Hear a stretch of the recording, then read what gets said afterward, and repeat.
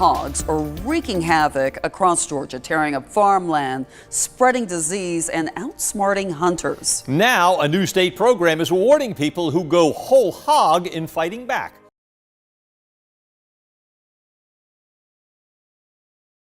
Wild boars cause an estimated $1.5 billion in damage each year to crops, livestock, and the environment in the United States. These destructive animals are not game species, but rather invasive pests that farmers desperately need to control. In fact, Texas farmers and ranchers alone lose approximately $119 million annually to feral hog damage. Today, farmers who've been battling these destructive animals for years finally cracked the code, and the way they're pulling it off is nothing short of genius.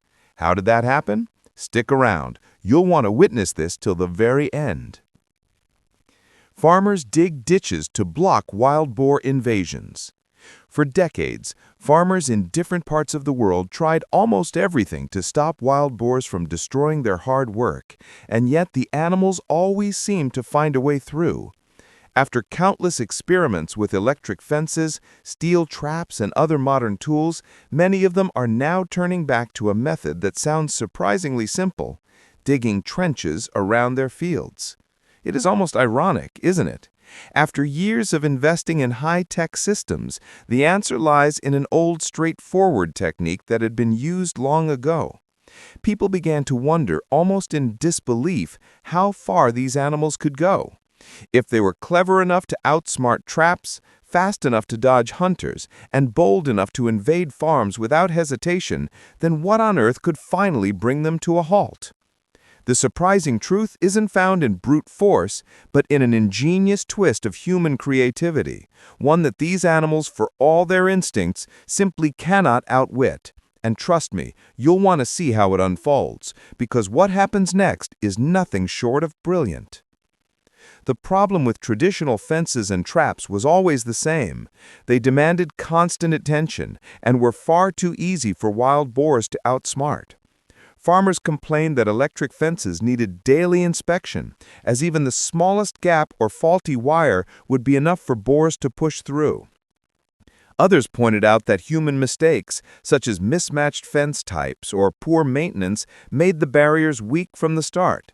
Steel cage traps, on the other hand, were supposed to be one of the best solutions, yet they often backfired. Why? Because people would trigger them too soon, catching just a few animals. The rest of the sounder, the tight-knit group that wild boars travel in, would learn from the experience and avoid the traps altogether. Did this really solve the problem? Not at all. In many cases, fencing only shifted the destruction to another field that was less protected. The core issue remained untouched. Farmers realized that no matter how much money they poured into modern systems, the boars always adapted.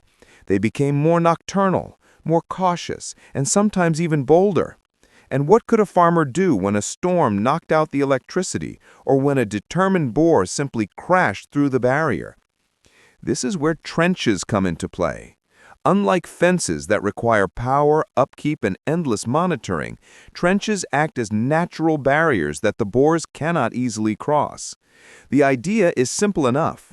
Dig a ditch between 1 and 1.5 meters deep around a field, and the problem is practically solved. Wild boars, by nature, are not animals that leap over obstacles unless they're forced to. They usually try to go through things instead. When they come across a trench, they face an obstacle that cannot be pushed aside or broken down. If they try to jump, they usually fail. If they fall in, they struggle to climb back out. Suddenly, the farmers have an advantage. It is not about tricking the animal or outsmarting it with technology, but about using its natural limitations against it. Isn't it interesting how such a plain and physical solution can succeed where complicated machines fail? In Brazil, this method has already proven itself in dramatic ways. Farmers there, especially in regions where crops like corn, soybeans, beans, cassava, and sugarcane dominate the land, were losing entire fields in a single night. Some reported financial losses so high that they reached into the thousands of Brazilian reals, all because herds of wild boars swept through their plantations like an unstoppable wave. In São Paulo, Brazil, the problem grew even worse, with herds numbering over 200 animals moving together and destroying anything in their path. One farmer in Santana de Livramento reported that up to half of his lambs were being taken, with losses reaching about 250 lambs in one season. How could anyone continue farming under such conditions without finding a lasting solution? Texas, too, has seen just how destructive these animals can be. Landowners there face yearly damages estimated at around $119 million, with the state itself spending over $52 million annually just trying to control the boar population. Farmers reached a point where they realized that the old methods were draining their resources without giving them peace of mind. The choice became clear.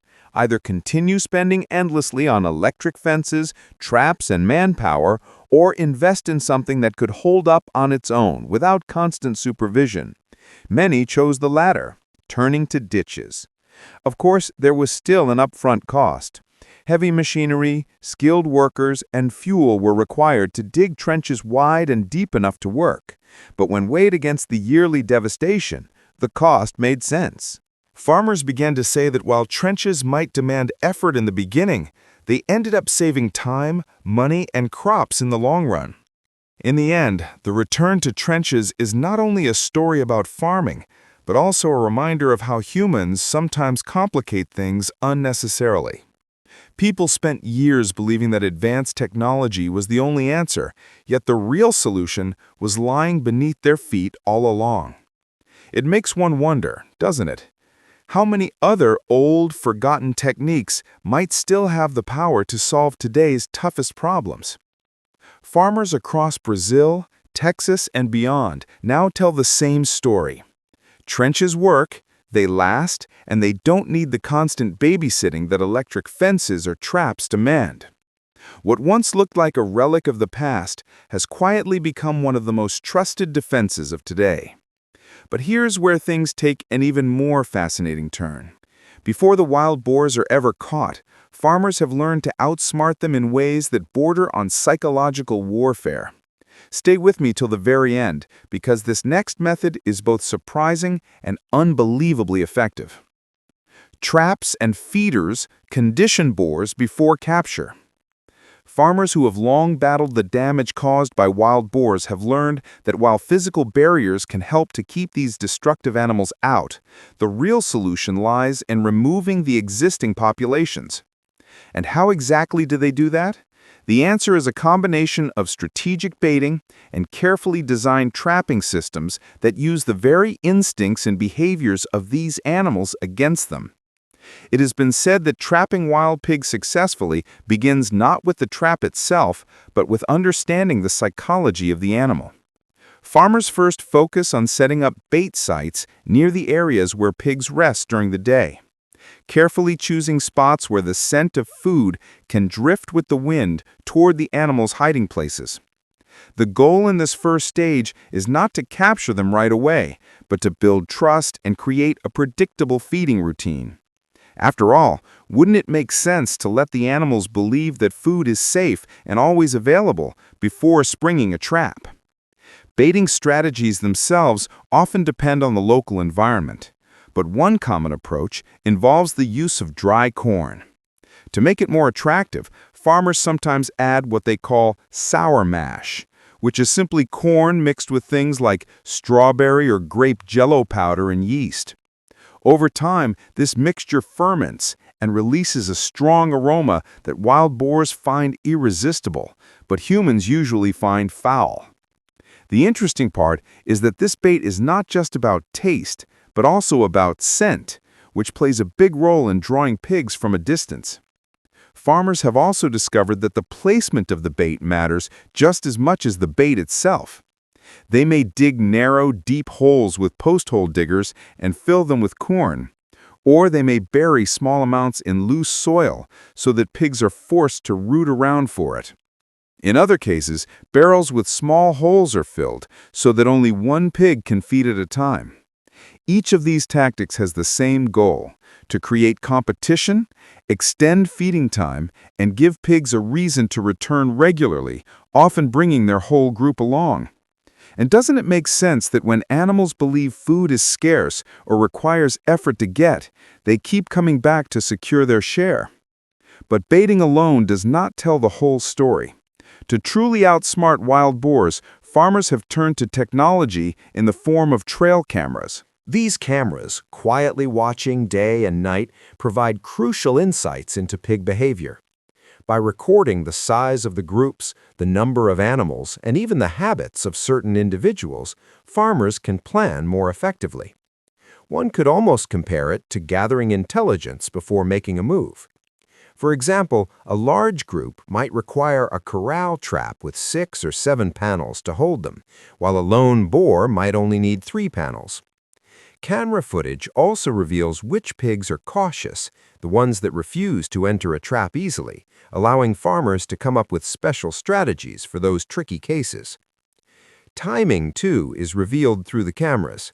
Farmers often wait until the whole group, called a sounder, is regularly entering the trap during pre-baiting before setting the actual trigger. This patience is critical because if even one pig escapes or avoids the trap, the others learn quickly and become much harder to catch in the future. After all, what would be the point of catching only a handful if the rest become even more careful and elusive?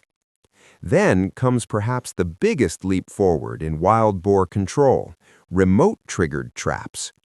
With the help of systems like Boar Buster, Big Pig Trap, and Hog Trap Trigger, farmers can now decide the exact moment to close the trap, no matter where they are, as long as they have internet access.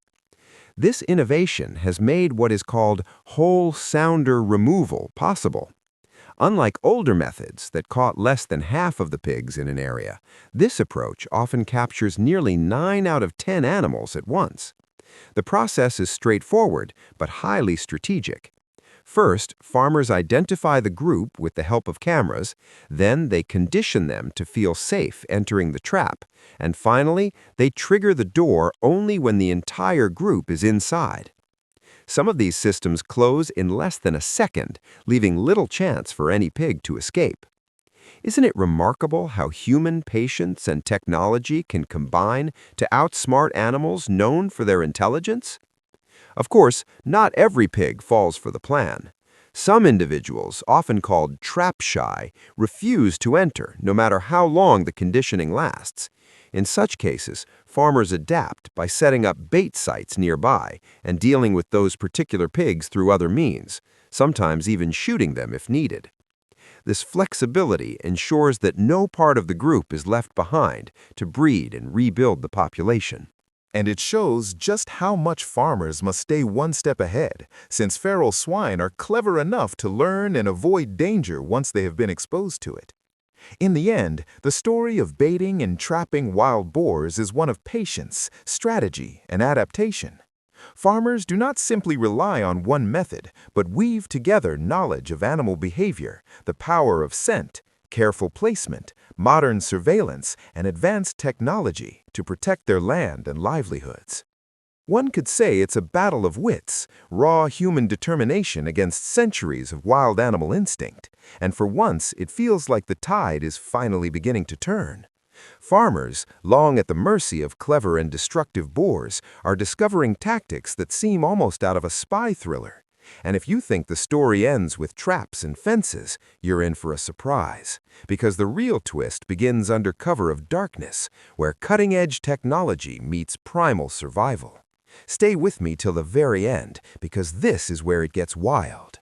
Night hunting with infrared targets elusive boars. He explained that as farming pressure continues to grow across farming regions, wild boars have learned to change their habits in order to survive. They've shifted to becoming even more active at night, a time when they feel safer from people. Farmers, in response, have been forced to adapt as well, turning to advanced technology so they can deal with these animals after dark. They use tools like thermal imaging and specialized rifles to track and remove the boars that cause so much destruction to crops. But why exactly do these animals prefer the cover of night? He pointed out that although wild boars are naturally inclined to be nocturnal, human disturbance pushes them to make the night their almost exclusive territory. In places where hunting pressure is heavy, people notice that the boars stay hidden during daylight, resting as soon as the sun rises, only to stir again late in the afternoon and move more boldly once the darkness sets in. He shared that wild boars actually remain mostly nocturnal throughout the year, with their highest activity usually seen around midnight. During the summer, this pattern becomes even stronger because of the heat. Since hogs do not have sweat glands, they cannot handle high daytime temperatures, so they naturally switch to feeding at night when it is cooler. One might ask, does the moon play any role in all of this? According to studies, yes, it does. On nights when the moon is at its brightest, wild boars actually reduce their movement, almost as if they understand that too much light makes them easier to spot by both predators and hunters. It is as though these animals know that the darker the night, the better their chances of staying undetected. He mentioned that hunters who pursue these boars after dark rely heavily on technology, with thermal scopes being the most effective tool. Unlike night vision, which depends on amplifying whatever light is available, thermal scopes detect heat given off by animals and objects, making them useful even in complete darkness. He described how modern devices such as the Pulsar Trail 2 LRF XP50 or the Thor 4 are capable of working for long stretches, sometimes up to 16 hours without needing a recharge. Hunters say these tools can pick out a wild hog from more than 400 yards away, even though the actual shooting usually happens at much closer ranges of about 100 to 125 yards. He observed that most farmers and professional hunters prefer AR-style rifles chambered in rounds like the 6.8 SPC, which allow quick follow-up shots when the targets move fast. When paired with suppressors, these weapons are quieter, helping hunters avoid disturbing nearby homes. But how do hunters know when and where to strike? He explained that coordination with landowners is crucial. Many farmers set up game cameras to track hog activity or spend time watching patterns themselves. Once they see regular night activity, they call hunters to act. In many states, laws have adjusted to support these practices, allowing hunters year-round for feral hogs and even giving them permission to operate 24 hours a day. Still, the rules are not the same everywhere. Some states only allow thermal equipment at certain times of the year or for specific animals, which means that hunters need to stay informed about local regulations before heading out. He stressed that this strategic kind of night hunting often delivers the results that traditional methods cannot. While traps and daytime hunts may catch a few animals, the more cautious and experienced hogs quickly learn how to avoid them. Night hunting, on the other hand, takes away that advantage. It allows hunters to target the most destructive animals exactly when they feel the most secure, under the cover of night. And is that not the irony of it all? The very darkness the boars once trusted as their shield has now turned against them, transforming nightfall into a stage where their every move is exposed. What was once instinctive safety has become their greatest trap. And for farmers and hunters, this isn't just clever strategy, it's survival. By blending ancient knowledge with modern tools, they found a way to outsmart animals that never stop adapting. But here's where it gets even more fascinating. The real game isn't just played at night. Stay with me, because seasonal strategies change everything. Seasonal strategies adapt to boar behavior. Farmers who have been in the business for years often say that dealing with wild boars is never a one-size-fits-all job. They explained that these animals change their habits with the seasons, and if someone truly wanted to control their numbers, they had to change their methods too. After all, isn't it obvious that a creature that eats, moves, and behaves differently depending on the time of year won't fall for the same trick twice? They believed that this kind of seasonal adaptability was what separated farmers who only kept damage to a minimum from those who actually managed to clear their land of entire groups of pigs. They pointed out that winter, stretching from late December to late March, was usually the golden window for trapping. During those cold months, hogs burned through more energy just to stay warm, and the natural food they depended on, acorns, hickory nuts, and other forest treats, ran scarce. This made the animals desperate, and desperation, as the farmers often said, was a trapper's best friend. Whole sounders, which meant entire family groups of hogs, would start returning to bait sites with remarkable predictability. And wasn't it interesting how hunger stripped even the smartest animal of caution? Farmers claimed that with the right setup, a well-executed trapping system in winter could remove up to 70 to 80% of the pigs on a property in as little as 3 months. They usually caught juveniles, subadults, nursing mothers, and even pregnant females, which meant that future litters were cut off before they ever saw daylight. But then came spring, from March to May, and everything shifted.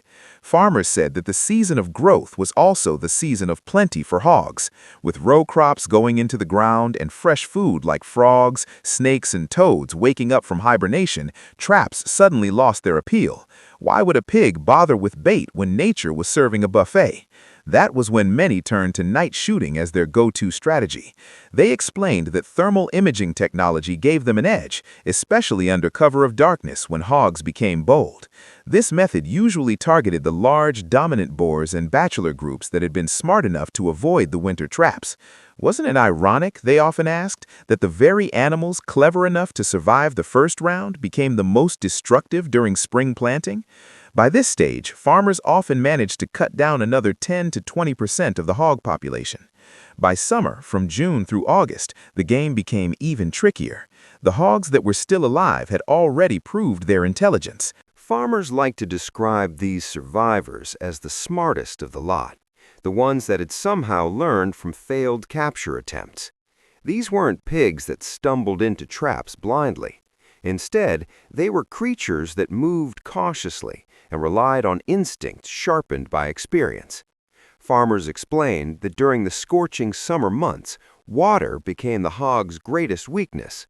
Since pigs could not sweat, they had no choice but to visit water sources, wallows, and mud holes. If someone wanted to find the survivors, that was where they would be.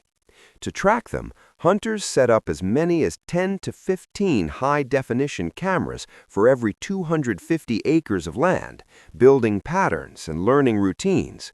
And really, wasn't that proof that patience was often more powerful than aggression in the long run? Then there was fall, stretching from September through November, which they described as a season of unpredictability. It demanded both flexibility and quick thinking.